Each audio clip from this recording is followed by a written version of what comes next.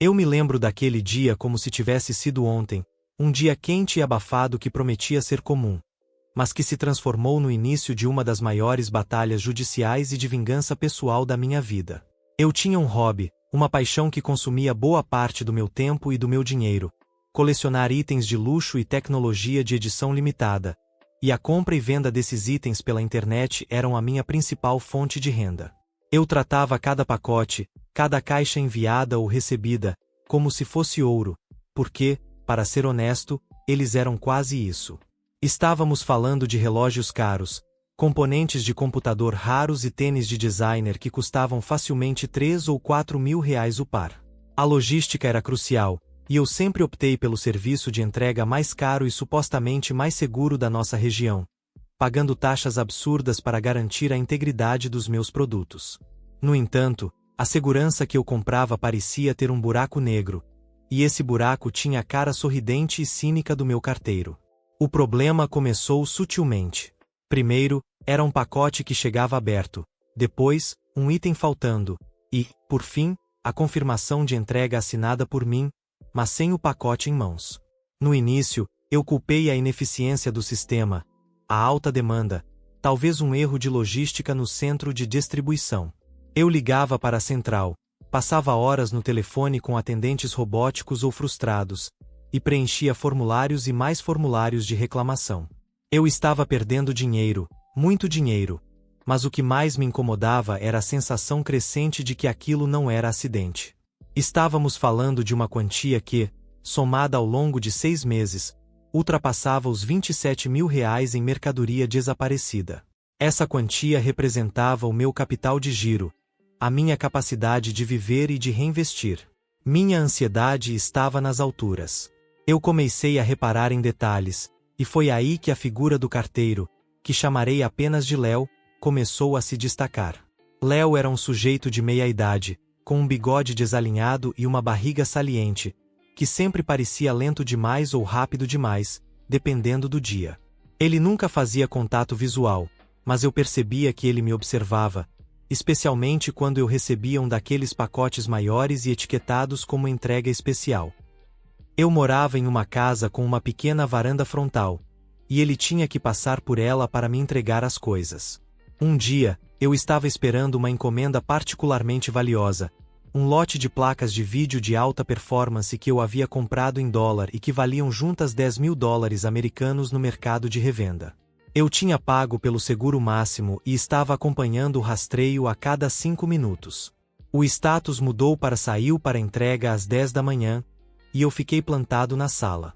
Ao meio-dia, o status mudou para entregue e assinado pelo destinatário. Meu coração parou. Eu não havia recebido nada. Absolutamente nada. Corri para a rua como um louco, ignorando o calor escaldante, e vasculhei a vizinhança. Ninguém viu nada. Liguei imediatamente para a central de reclamações, e após 45 minutos de espera, uma voz desinteressada me pediu para confirmar o endereço de entrega. Eu confirmei, e a pessoa do outro lado, com aquela calma irritante de quem lida com tragédias diariamente, me disse: "O sistema indica que o senhor assinou e recebeu o pacote às 11h45. Eu gritei, literalmente gritei, que aquilo era uma mentira deslavada, que eu estava em casa e que eu nunca havia assinado nada. Exigi uma cópia da assinatura. Quando a cópia digitalizada chegou por e-mail, meu estômago revirou. A assinatura era uma garrancha grosseira, mas não era a minha. Era uma falsificação descarada. Eu percebi, naquele momento, que não era um erro. Era um roubo organizado. No dia seguinte, Léo apareceu com a correspondência normal. Ele estava com aquela expressão de tédio forçado. Eu o abordei, tentando manter a calma, embora o sangue fervesse em minhas veias. Eu segurei o papel da falsa assinatura na mão. "Léo, podemos conversar um minuto", eu disse, com a voz tensa. Ele se virou devagar, com um sorriso quase imperceptível. "Pois não, patrão. O que houve?" Ele usou a palavra patrão de um jeito que parecia mais um insulto do que um cumprimento. Eu mostrei o papel. "Essa assinatura não é minha, Léo. Onde está o meu pacote de ontem? O das placas de vídeo?" Ele olhou para a cópia, inclinou a cabeça e soltou uma risada seca. Não era uma risada de nervosismo ou de surpresa, era uma risada de escárnio, de superioridade. Ah, esse pacote, ele disse, balançando a cabeça. Sabe como é, né? Às vezes a gente assina pelo cliente para adiantar o serviço. Muitos pacotes, muito trabalho. A mentira dele era tão óbvia que era insultuosa. Mas, Léo, o pacote não está aqui. Onde ele foi parar? Eu insisti, agora sentindo o calor da raiva subindo pelo meu pescoço. Ele deu de ombros, virou as costas e começou a andar em direção à rua. Ah, isso eu não sei, patrão. Deve ter voltado pro centro de distribuição. Reclama lá, eles resolvem. Ele nem sequer me deu a chance de responder. Ele sabia o que tinha feito, e o pior, ele estava zombando de mim abertamente. Ele estava me dizendo que eu era impotente, que ele era o dono da rua, e que eu jamais recuperaria meus itens caros. Naquele instante, a dor da perda se transformou em uma determinação fria e calculista. Não era mais sobre o dinheiro, embora a perda fosse catastrófica. Era sobre a humilhação. Era sobre a justiça que precisava ser feita, não apenas para mim, mas para todos os outros que ele provavelmente estava roubando. Eu decidi que a reclamação formal não era mais suficiente. Eu precisava de prova irrefutável, e eu precisava de vingança. Uma vingança fria e completamente legalizada. Passei as próximas 72 horas em um estado de mania. Eu não dormia direito, apenas pensava em como derrubar Léo. Lembrei-me de um fórum de tecnologia onde se falava sobre dispositivos de rastreamento miniatura e câmeras espiãs de alta resolução. Eu precisava de uma isca perfeita, e precisava que o momento da captura fosse gravado em vídeo de alta definição, com áudio nítido, para que não houvesse margem para dúvidas. Eu não podia falhar. Se eu falhasse, Léo saberia que eu estava atrás dele e a situação só pioraria. Eu comecei a fazer compras online, mas não na minha conta principal. Usei um cartão pré-pago e pedi os itens para um endereço alternativo, a casa de um amigo que morava em outro bairro. Eu comprei um rastreador GPS de nível militar, pequeno o suficiente para caber dentro de uma moeda grande, com bateria que durava semanas. Junto, comprei uma microcâmera, do tamanho de um botão, com capacidade de gravação de 4K e visão noturna, e um microfone de lapela de alta sensibilidade. O investimento na Operação Léo foi de quase R$ 3.000, um custo que eu estava disposto a arcar para garantir que ele perdesse muito mais do que isso. Quando os dispositivos chegaram, eu dediquei um dia inteiro ao planejamento meticuloso. Eu precisava criar um pacote que fosse irresistível para Léo, algo que ele soubesse que valia a pena roubar. Eu peguei uma caixa de um console de videogame de última geração que eu tinha guardado, o tipo de caixa que tem um peso e uma aparência que gritam luxo eletrônico. O console real eu já havia vendido, mas a caixa vazia serviu perfeitamente. Para dar o peso correto e evitar que ele suspeitasse que estava vazia, eu preenchi a caixa com pedras e sacos de areia, estrategicamente colocados para simular o peso exato do console original, que era de pouco mais de 4 quilos. A parte crucial era a instalação da tecnologia. Eu usei espuma de borracha e cola industrial para criar um compartimento secreto no fundo da caixa, por baixo de uma camada de papelão grosso, onde o rastreador GPS e o gravador de áudio ficaram perfeitamente alojados e isolados. A microcâmera, no entanto, exigia um posicionamento mais engenhoso. Eu precisava que ela tivesse uma visão clara do que Léo faria assim que pegasse a caixa e, crucialmente, que ela capturasse seu rosto. Eu selei a caixa com fitas de segurança que eu tinha comprado, daquelas que parecem impossíveis de abrir sem deixar rastros, simulando um envio profissional e seguro. Para a câmera, eu a embuti dentro de um falso adesivo de segurança, um daqueles redondos e holográficos, que eu colei no topo da caixa. O adesivo tinha um buraco microscópico no centro, através do qual a lente da câmera capturaria a imagem. O microfone estava colado discretamente dentro de uma das camadas de papelão. Eu fiz vários testes, ligando os dispositivos e balançando a caixa, simulando o manuseio brusco de um serviço de entregas. A imagem era nítida. O áudio era claro. O rastreamento GPS funcionava perfeitamente, dando-me a localização exata em tempo real no meu celular. A isca estava pronta. Agora, eu precisava postar o pacote e garantir que ele caísse nas mãos de Léo. A tática era simples. Eu precisava enviar a caixa para mim mesmo, usando o serviço mais caro e rastreável, e eu faria a postagem em um centro de distribuição bem distante do meu bairro, para que o pacote passasse pelo sistema e fosse inevitavelmente alocado para a rota de Léo, já que ele era o carteiro responsável pela minha área. Eu dirigi por mais de 2 horas até uma cidade vizinha e postei a caixa, pagando mais R$ 250 pelo envio prioritário e pelo seguro máximo, embora o seguro fosse relevante para o que eu estava planejando. O conteúdo declarado era console de videogame novo, com valor declarado de R$ 4.000. A espera foi agoniante. Eu monitorei o rastreamento online como se fosse a minha própria respiração, vendo o pacote viajar lentamente pelo sistema. Ele passou pelo centro de triagem, foi para o centro regional e, finalmente, 2 dias depois, o status mudou. Alocado para a rota de entrega, destino, meu endereço. Aí estava ele. Léo ia receber a caixa na manhã seguinte. Eu mal dormi naquela noite. Minhas mãos suavam. Eu estava com medo, sim, mas a adrenalina da vingança iminente dominava tudo. Eu montei meu pequeno centro de controle na sala de estar. Meu laptop estava conectado ao rastreador GPS, e meu celular estava pronto para receber o alerta de movimento e o link de transmissão da microcâmera. Eu desliguei todas as luzes e me sentei no escuro, esperando. Às 9h20 da manhã, o ponto azul no mapa do GPS começou a se mover rapidamente. Era Léo, em sua van branca, iniciando sua rota. Eu o segui por meia hora enquanto ele fazia entregas em outras ruas. 9h50. O ponto azul parou a 2 quadras da minha casa. Aí, ele começou a se mover lentamente de novo, parando em cada residência para deixar a correspondência comum. Eu podia sentir meu coração batendo na garganta. 10h15. Léo estacionou em frente à minha casa. Eu estava escondido atrás da cortina, observando.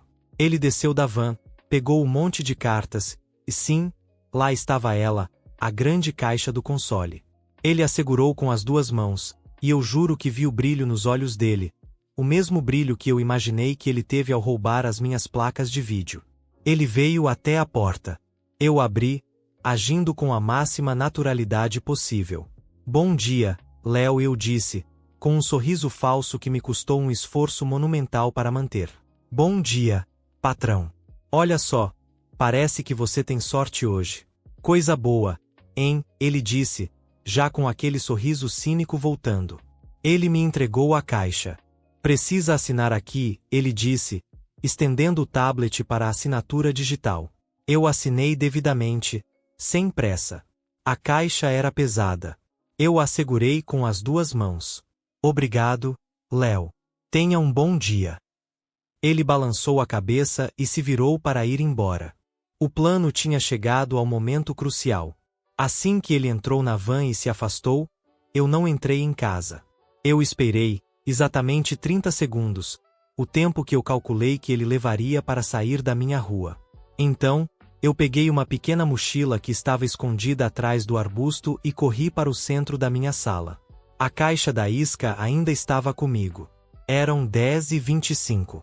O ponto azul no mapa do GPS se moveu novamente, mas não seguiu a rota usual de entrega.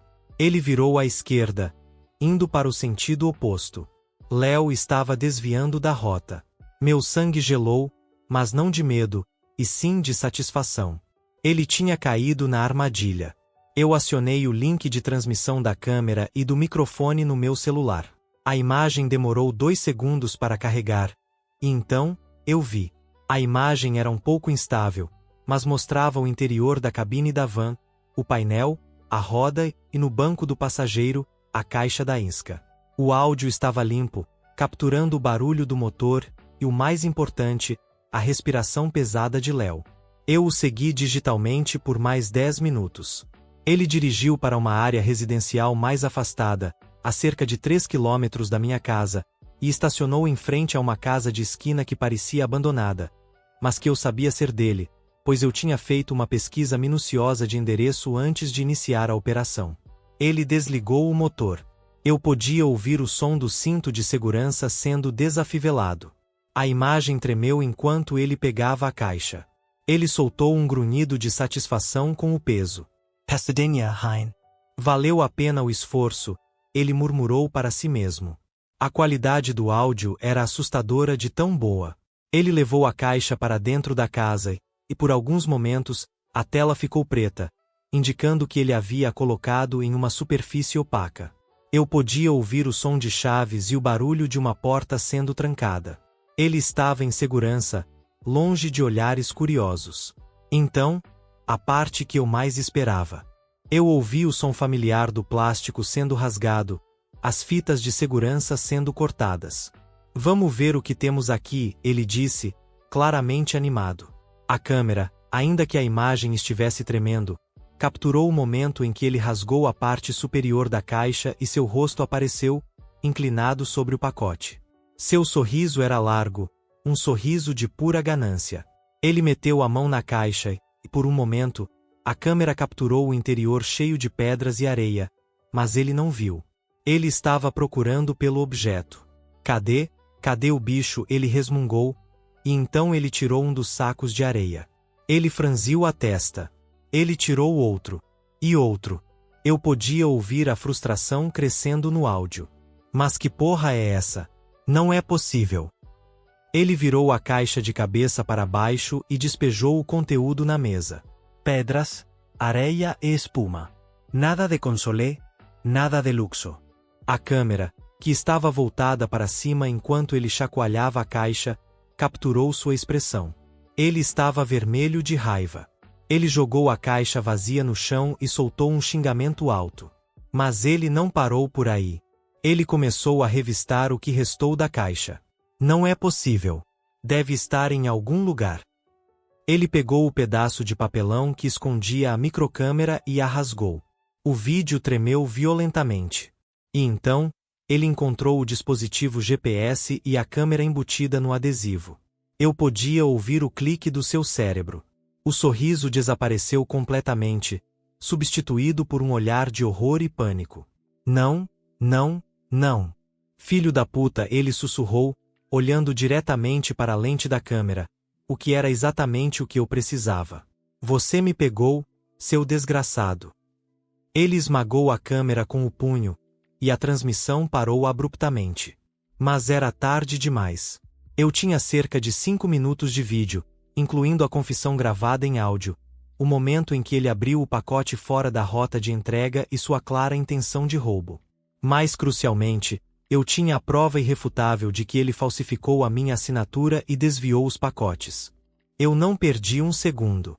Eu salvei os arquivos de vídeo e áudio em triplicidade, fiz o upload para a nuvem e corri para o centro de distribuição principal da empresa, a sede regional, ignorando a fila e exigindo falar com o gerente ou diretor responsável. Eu estava vestindo um terno, o que ajudou a dar um ar de seriedade, embora eu estivesse tremendo por dentro. Fui direcionado para uma sala de reuniões com o que parecia ser o chefe de operações, um homem chamado Dr. Pereira, que parecia extremamente estressado. Ele começou com o discurso padrão. Senhor, entendemos sua frustração com a perda, mas precisamos seguir os trâmites. Abra um novo protocolo de... Eu o interrompi, colocando meu laptop na mesa e deslizando em sua direção. Dr. Pereira, eu não vim aqui abrir um protocolo de reclamação. Eu vim aqui lhe mostrar provas irrefutáveis de que um de seus carteiros está roubando seus clientes, desviando rotas e falsificando assinaturas. Eu apertei o play. A sala ficou em silêncio enquanto o vídeo rodava, mostrando a van branca, a casa dele e, finalmente, o rosto chocado de Léo enquanto ele destruía a prova. O Dr. Pereira estava com os olhos arregalados, a mão cobrindo a boca. Quando o vídeo terminou, o silêncio era pesado. Eu esperei, deixando que a seriedade da situação afundasse. Esse homem é Léo. Ele me roubou 27 mil reais em mercadorias nos últimos 6 meses. E ele acaba de roubar um pacote isca na frente de uma câmera de alta resolução que eu instalei. Ele desviou a rota, Levou o pacote para casa e o abriu. Ele confessou o roubo no vídeo. Agora, a minha pergunta é: o que vocês farão a respeito? Dr. Pereira levou as mãos à cabeça. Meu Deus! Isso é gravíssimo. Nós temos política de tolerância zero. Ele ligou imediatamente para o setor de recursos humanos e para a segurança interna. Eu fiquei na sala por mais 3 horas, prestando depoimento formal e entregando todas as evidências digitais, incluindo os registros de rastreamento do GPS que comprovavam o desvio de rota, e as cópias das minhas reclamações anteriores. Léo foi chamado ao centro de distribuição sob o pretexto de uma reunião de emergência. Eu não vi o momento da sua demissão, mas eu soube que ele foi confrontado com as provas. A empresa agiu rapidamente, porque o escândalo de um carteiro roubando eletrônicos caros gravado em vídeo de alta definição era uma ameaça existencial à reputação deles. Léo foi demitido sumariamente e escoltado para fora do prédio. Mas a minha vingança ainda não estava completa. A demissão dele era apenas o começo da justiça.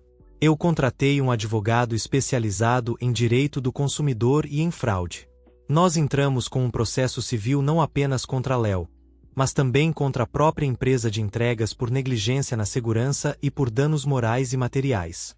O processo contra a empresa era uma tática para forçá-los a cooperar totalmente com a acusação contra Léo e a ressarcir meus prejuízos. A empresa, desesperada para evitar um julgamento público que exporia o vídeo da fraude, propôs um acordo rápido. Eles me indenizaram o valor total de R$27 mil perdidos, mais um adicional de R$15 mil por danos morais e custos advocatícios, totalizando R$42 mil. Eu aceitei o acordo, desde que eles me fornecessem toda a documentação interna sobre a demissão de Léo e cooperassem integralmente com a polícia. A acusação contra Léo era separada, e foi onde o verdadeiro peso da justiça caiu sobre ele. A polícia usou meu vídeo como prova principal, e o rastreamento do GPS atestou o desvio de rota, confirmando o flagrante. A promotoria o acusou de roubo, fraude e falsificação de documentos. O que Léo não sabia era que, ao aceitar o emprego, ele havia assinado um contrato que permitia à empresa monitorar seus veículos e que a descoberta de roubo anularia qualquer benefício trabalhista futuro. O julgamento foi rápido. Diante da prova de vídeo, Léo não tinha defesa. Ele tentou alegar que estava apenas levando o pacote para verificar o conteúdo em um local mais seguro, mas seu próprio áudio e a destruição da câmera o desmentiam. Ele foi condenado a serviço comunitário e a uma multa pesadíssima, além de ter seu registro de trabalho permanentemente manchado. Eu ainda entrei com uma ação civil separada contra ele pelos R$3 mil que gastei na Operação Léo, e eu ganhei. O efeito colateral do processo foi devastador para Léo. A multa e a indenização eram muito altas para o salário que ele ganhava. Ele teve que vender a casa que ele havia usado como esconderijo para o roubo para pagar suas dívidas legais.